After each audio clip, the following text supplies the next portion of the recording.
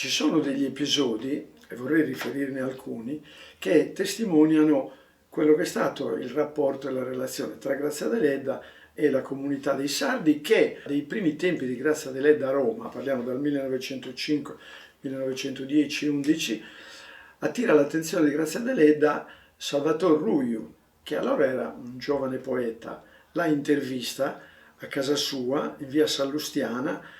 Un'ultima domanda, chiedo mille scuse, poi scappo via. Lei ha saputo che... Dica pure. Lei almeno sa che io non sono selvatica come dicono. E che io non so accomodarmi a certi complimenti, a certe gentilezze convenzionali, ricercate, false. Ha saputo di questo nuovo circolo dei sardi che sta per costituirsi a Roma? Pensa che sia una cosa possibile? Perché no? Purché i sardi non continuino in Roma i pettegolezzi dei loro paesi.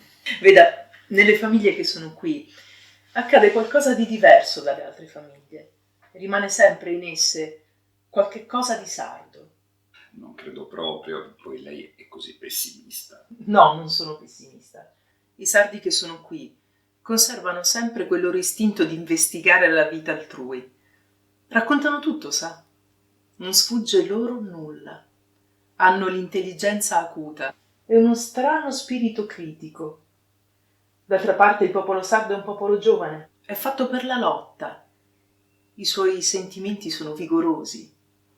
Nessuno potrà negargli la fierezza. La curiosità è che uno scambio di battute fra Grazia Deledda e Salvatore Ruiu ci dà proprio la dimensione di quello che sta iniziando ad essere il rapporto Grazia Deledda comunità dei sardi. È un mondo molto vivace, molto aperto alle innovazioni, e gli artisti sardi si inseriscono in questo filone non perché diventino loro stessi pittori futuristi, ma perché riescono ad esprimere quella che è l'identità sarda attraverso proprio la Deledda.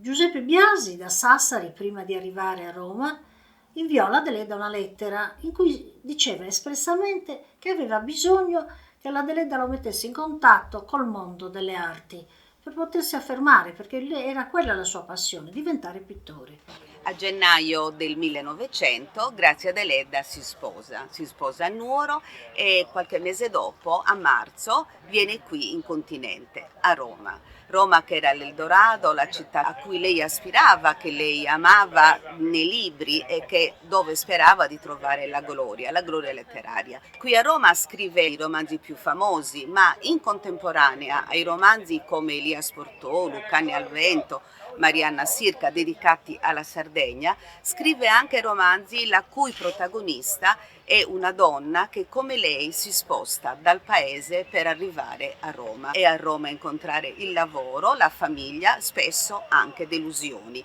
Nel 1927, quando torna da Stoccolma, carica appunto di gloria con l'unico premio Nobel femminile della nostra letteratura, Mussolini la riceve a Palazzo Venezia. Nel 1914, poco prima che scoppiasse la guerra mondiale, l'Associazione dei Sardi di Roma, commendator Felice Crespo, organizza a Roma il primo congresso regionale sardo per dibattere dei problemi della Sardegna.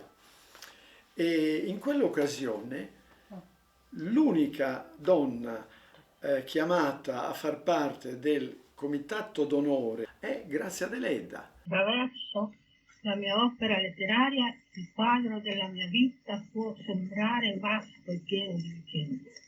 A volte pare anche a me una leggenda. E appunto come un'antica tradizione vorrei che oggi le mie parole arrivassero al popolo italiano e soprattutto alle sue donne.